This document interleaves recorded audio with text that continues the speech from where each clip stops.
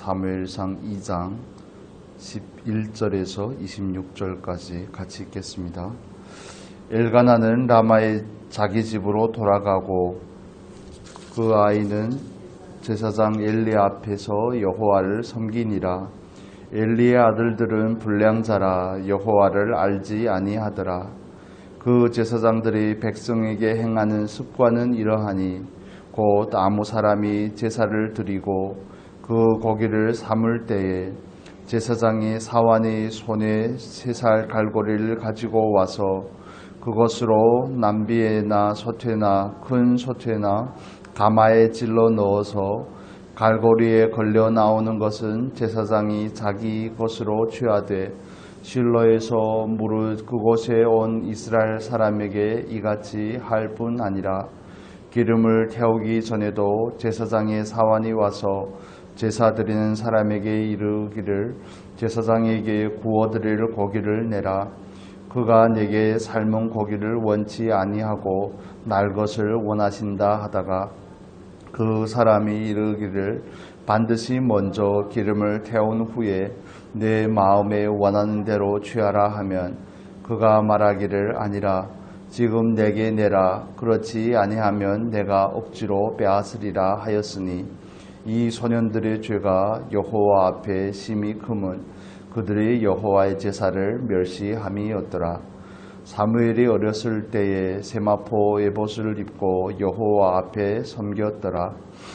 그 어미가 매년 제를 드리러 그 남편과 함께 올라갈 때마다 작은 겉옷을 지어다가 그에게 주었더니 엘리가 엘가나와 그 아내에게 축복하여 가로되 여호와께서 이 여인으로 말미암아 내게 후사를 주사 이가 여호와께 간구하여 얻어들인 아들을 대신하게 하시기를 원하노라 하였더니 그들이 그 집으로 돌아가매 여호와께서 한나를 공고하사 그로 잉태하여 3아들과 2딸을 낳게 하셨고 아이 사무엘은 여호와 앞에서 자라나니라. 엘리가 매우 늙었더니 그 아들들이 온 이스라엘에게 행한 모든 일과 회막문에서 수종드는 여인과 동침하였음을 듣고 그들에게 이르되 너희가 어찌하여 이런 일을 하느냐. 내가 너에게 악행을 이 모든 백성에게서 듣노라. 내 아들아 그리 말라. 내게 들리는 소문이 좋지 아니하니라. 너희가 여호와의 백성으로 범죄케 하는도다. 사람이 사람에게 범죄하면 하나님이 판결하시려니와 사람이 여호와께 범죄하면 누가 위하여 간구하겠느냐 하되 그들이 그 아비의 말을 듣지 아니하였으니 이는 여호와께서 그들을 죽이기로 뜻하셨음이었더라. 아이 사무엘이 점점 자라매 여호와와 사람들에게 은총을 더욱 받더라. 아멘. 오늘은 사무엘상 2장 12절에서 11절부터 26절까지 말씀 나누겠습니다. 사무엘상 우리가 오늘 나눌 말씀은 사무엘과 엘리의 2 아들들에 대해서 대조적으로 보여줍니다. 마치 이렇게 꽈배기 형태죠. 그런 식으로 보여주는데 다른 말로 하면 엘리와 한나의 그 가정의 흥함과 엘가나와 한나의 그 가정의 흥함과 엘리와 그 2 아들인 홈니와 비느하스의 그 엘리의 가정의 몰락에 대해서 그들이 하나님 앞에 행한 그들의 행실에 대해서 철저하게 고발하고 있는 내용입니다. 그래서 사무엘에 대해서 언급하고 엘리의 아들들에 대해서 언급하고 사무엘에 대해서 말하고 엘리의 아들들의 행태에서 고발하고 이런 형식을 이렇게 취하고 있습니다.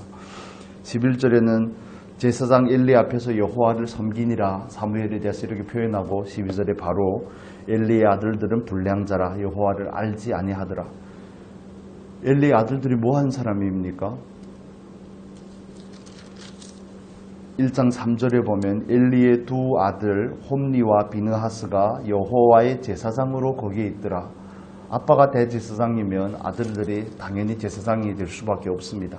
제사장은 세습제로 되어 있기 때문에 그렇습니다.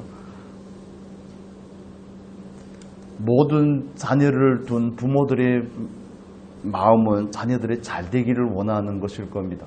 더군다나 예수를 믿는 가정, 하나님을 아는 가정의 부모들은 정말 모든 부모들이 다 그런 건 아닌 것 같더라고요. 그리스도인들도 정말 하나님을 잘 섬기는 신실한 자녀들이, 자기 후손들이 그런 사람들이 되기를 원하는 것이 그리스도를 알고 하나님을 아는 사람들의 그런 소원이죠.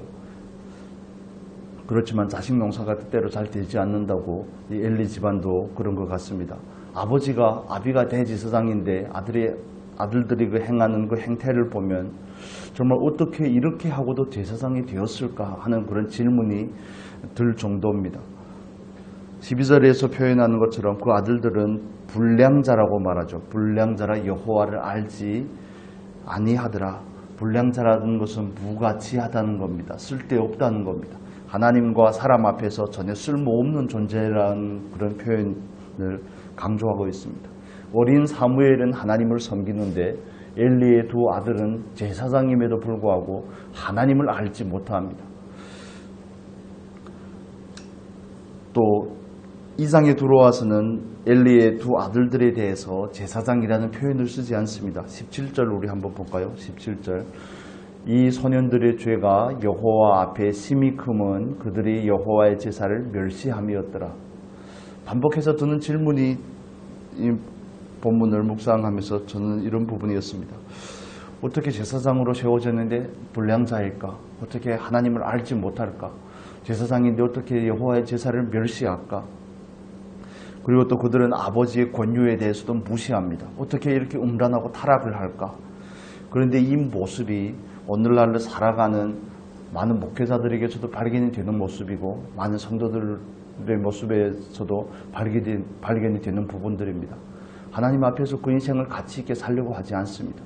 그 인생이 얼마나 귀하고 가치 있는 일인지에 대해서 잘 발견이 안 되고 인식이 잘 안 됩니다. 하나님을 잘 알지 못합니다. 교회는 다니지만 신앙생활은 하지만 그게 그냥 종교생활 비슷하게 되는 경우들을 정말 허다하게 많이 봅니다. 하나님 앞에 하나님을 더 알고 하나님께서 원하는 사람이 되고자 예수 그리스도를 더욱 닮아가고자 하는 그런 게 삶에 있는 것이 아니라 어떻게 하나님 앞에 기도하고 하나님을 오르고 달래서 내가 원하는 것을 얻어내고자 하는 그런 모습들, 하나님을 전형적으로 알지 못하는 그런 모습들입니다. 그리고 하나님의 제사를 멸시한다고 했던 것처럼 이건 단순하게 홈리와 비느하스라는 엘리의 두 아들, 그때 당시에 타락했던 제사장들의 모습일 뿐만 아니라 오늘날에서도 많이 발견이 되는 모습입니다. 예배를 무시합니다. 하나님 앞에 드리는 예배에 대해서 가치 있게 생각하지 않습니다. 뭐 새벽 예배를 나오라, 수요 예배를 나오라 그런 얘기 아닙니다.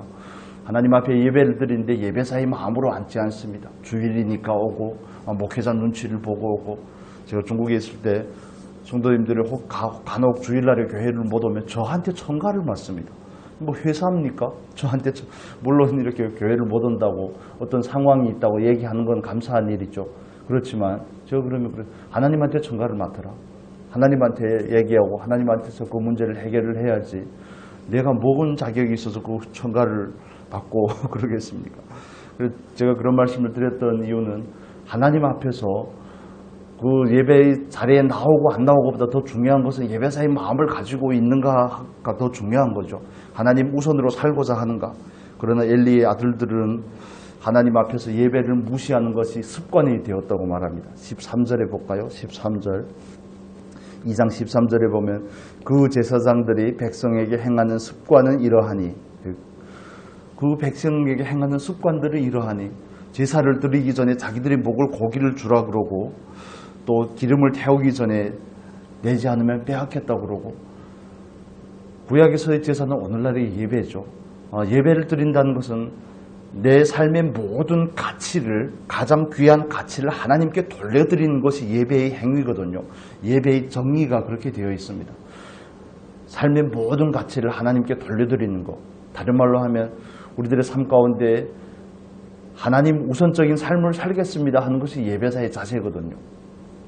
그런데 단순하게 홈리와 비느하스뿐만 아니라 오늘날의 그리스도인들 가운데서도 혹여는 저와 여러분의 모습들 가운데서도 이런 모습들이 있지 않는가 우리는 정말 낱낱이 살펴봐야 되는 것입니다. 나는 예배 자리에 나올 때마다 과연 예배를 드리고자 하는 예배자의 마음을 가지고 있는지, 하나님께 영광을 돌리는 자체로 나아오는지, 아니면 하나님을 삶의 우선순위로 생각하는 그런 부분에 있어서 바르게 정렬이 되었는지, 이런 부분들은 우리들의 삶 가운데 실제적으로 적용을 해봐야 될 그런 부분들입니다. 아이고, 여기를 보니까 엘리의 아들들은 대제사장이 되어가지고 자식들을 어떻게 교육을 시켰길래 이 모습이냐, 이렇게 우리는 보는 것이 아니라 이 본문을 가지고 우리에게 적용을 하는 겁니다. 저와 여러분도 하나님 앞에서 베드로전서 2장 9절에서 말씀과 같이 좀 하나님 앞에서 제사장으로 부르심을 받은 줄로 믿습니다. 만인 제사장입니다. 모든 사람이 아버지를 예배할 수 있습니다. 그렇다면 그때 당시에 이 제사장들의 타락한 행태를 통해서 나한테는 그런 게 없는가를 우리는 살펴봐야 되는 것입니다. 여러분, 여호와를 아십니까? 여호와는 하나님 앞에서 우리들의 인생이 가치가 있음을, 하나님께서 맡겨준 직분의 가치가 있음을 아십니까? 또 우리는 하나님 앞에서 하나님을 우선하는 그 삶을 바르게 살고자 하십니까? 아니면 하나님의 예배에 대해서, 하나님을 만나는, 하나님께 예배하는 그런 예배에 대해서 어떤 마음의 자세를 가지고 있습니까? 이런 부분들을 우리가 구체적으로 점검을 해봐야 될 그런 부분들입니다. 그들은 아비가 권유를 해도 무시하는 지경에 이릅니다. 물론 단순하게 홈리와 비느하스의 문제라고 하기보다는 어른이 되기까지 그 아들을 바르게 훈육하지 못한 엘리의 문제라고 할 수 있겠습니다. 우리 엘리에 대해서 잠깐 볼까요? 사상해 보겠습니다. 4장 15절입니다. 4장 15절에 같이 읽겠습니다. 때에 엘리의 나이 98이라 그 눈이 어두워서 보지 못하더라. 돌아가실 때의 나이를 98세라고 표현을 하고, 오늘 우리가 본 본문에서도 엘리가 매우 늙었더니 하는 거 보니까 엘리의 나이가 고령이 되었음이 분명합니다. 그런데 그의 아들들 홈리와 비느하스 두 아들만 언급을 하는데 그 아들들의 나이도 어느 정도 되었음을 우리는 생각을 할 수 있죠. 그렇지만 그 나이가 되기까지 어떻게 교육이 이 정도로 되었을까? 물론 이 부분을 교육적인 부분을 얘기하고자 하는 것은 아니지만 사사시대를 살아가는 그 과정 가운데 이런 비극적인 상황에 이르기까지 부모가 무엇을 했을까 하는 이 질문을 감출 수가 없습니다. 그 질문이 계속 들더라고요. 아비가 대제사장인데 아들들은 왜 이 지경 이 꼴이 되었을까? 우리는 이 말씀을 통해서 하나님 앞에서 겸손을 가지시기를 바랍니다. 정말 자녀들을 믿음으로 양육할 수 있는 저와 여러분이 복된 삶이 될 수 있기를 바랍니다. 하나님 앞에서 자녀를 양육하고자 힘쓰고 그것을 위해서 기도하고 그것을 위해서 구체적인 계획들이 있어야 됩니다. 하나님 앞에 어떻게 해야 될지에 대해서 늘 질문을 하셔야 됩니다. 교회에 한 주일에 교회를 나오는 1시간도 되지 않는 그 시간으로는 아무것도 해결이 되지 않습니다. 교회에다 자녀들의 교육을 맡기기에는 교회 혼자서 감당할 수 있는 일이 아닙니다. 사실은 학교와 가정과 교회와 이렇게 같이 하면 좋지만 학교는 그럴 수 없는 기관이기 때문에 가정과 교회에서 양육의 문제, 신앙 교육의 문제에 대해서 같이 마음을 쏟아야 됩니다. 같은 목적을 가지고 같이 기도하고 또 말씀으로 양육하고 신앙의 하나님을 아는 그 삶을 살 수 있도록 권고하고 인도하고 하는 일을 가정과 교회에서 같이 해야 되는 일입니다. 우리는 지금 이 본문을 통해서 우리들을 스스로에게 본문에 주시는 말씀을 우리에게 거울로 준 홈리와 비느하스 또 사무엘에 대해서 우리에게 적용을 하고자 합니다. 제사장의 그 음란한 행태들이 우리 안에는 없는지 우리가 이런 부분도 점검할 수 있기를 바랍니다. 아침부터 얘기하기는 좀 너무 무거운 주제니까요. 다시 본문으로 돌아와서 우리의 자녀들이 사무엘과 같이 하나님 앞에서 자라날 수 있기를 바랍니다. 그냥 사무엘이 단순하게 실로라는 성전에 가 있었다는 게 아닙니다. 거기에 가 있었다는 것이 아니라 사무엘은 하나님 앞에서 하나님과 함께라는 뜻을 가지고 있습니다. 하나님과 함께 자라나고 하나님과 사람들에게 은총을 받는 사람으로 세워지게 된 것입니다. 그렇지만 엘리와 또 그 두 아들들은 궁극적으로 그 가정의 멸망을 당하게 됩니다. 파탄에 이르게 됩니다. 말씀을 정리하겠습니다. 엘리 아들들의 죄는 그들이 하나님을 알지 못하는 것입니다. 하나님 앞에서 인생이나 자기들의 맡은 직분의 소중함을 알지 못하는 것이고, 또 그들은 하나님의 제사를 멸시하는 겁니다. 하나님을 예배하는 예배자의 삶이 전혀 되어 있지 않은 것입니다. 그리고 그들은 또 음란한 모습들을 그들에게서 볼 수 있고, 아비의 권유도, 아비의 공고함도 그냥 무시하는 그런 모습들을 봅니다. 우리가 이 말씀을 우리에게 적용해서 우리는 하나님 앞에서 어떤 자세를 가지고 살아가는지 우리는 분별을 해볼 필요가 있습니다. 또 그와 반대로 정말 저와 여러분의 자녀들이, 또 우리 교회의 이 시대의 다음 세대들이 하나님 앞에서 사무엘과 같이 자라날 수 있도록 우리가 함께 기도하고 그들에게 그 길을 열어줄 수 있는 그런 은혜가 있기를 바랍니다. 그렇다면 나는 어떻게 할 것인가 하는 질문을 가지셔야 됩니다. 그렇다면 나는 어떻게 해야 될까? 엘리는 아들들을 이렇게 교육을 했는데 우리는 이렇게는 교육을 하고 싶지 않잖아요. 그렇다면 나는 어떻게 해야 될까? 어떻게 기도해야 되고 어떤 부분을 구체적으로 실행을 해야 될까? 시문대로 나게 되어 있습니다. 그렇기 때문에 우리가 하나님 앞에서 좀 이 부분에 대해서 좀 애통함을 가지고 기도의 자리로 나아가면 좋겠습니다. 정말 고민이 많거든요. 애들을 어떻게 교육을 해야 될지, 주일학교 애들을 어떻게 말씀을 넣어서 중학생이 되고 고등학생이 되고 어른이 되어서도 말씀에 대해서 확고한 가치를 가질 수 있을까가 정말 큰 고민입니다. 이 부분들을 위해서도 또 같이 기도하고 같이 마음을 모아주시기를 바랍니다. 그래서 저와 여러분이 하나님 앞에서 올바로 서고, 또 우리의 자녀들이 하나님 앞에서 올바로 서는 그런 귀한 은혜가 있기를 예수님의 이름으로 축복합니다.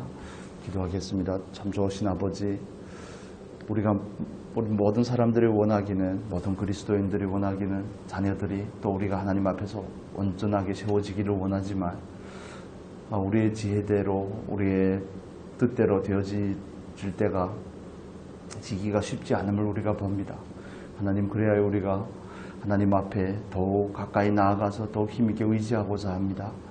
사사시대와 같은 오늘날 이 시대 가운데서, 이 정말 거짓되고 음란한 이 시대 가운데서 자녀들을 어떻게 과연 양육해야 될지, 우리는 그리스도인으로서 하나님 앞에 제사장으로서 어떻게 서야 될지, 우리 안에는 엘리의 두 아들들의 그런 모습들은 없는지 우리가 정말 온전히 깨달아 알 수 있도록 성령님 조명하여 주시옵소서. 나는 여호와의 제사를 멸시하지 않는지. 주여, 우리 이 아침에도 우리 안에 많은 눌림을 주시고 그 눌림이 우리들의 기도가 될 수 있도록, 하나님을 향한 탄식이 될 수 있도록, 애통함이 될 수 있도록 은혜를 더하여 주옵소서. 다음 세대를 위하여 기도하며 애통하는 우리의 기도를 들어서 응답하여 주옵소서. 우리의 자녀들 하나님 축복하시고 늘 진리 가운데로, 말씀 가운데로 인도하여 주옵소서. 그 와중에 우리가 무엇을 해야 될까요? 하나님, 우리에게 지혜를 허락하여 주옵소서. 감사하며 예수님의 이름으로 기도합니다.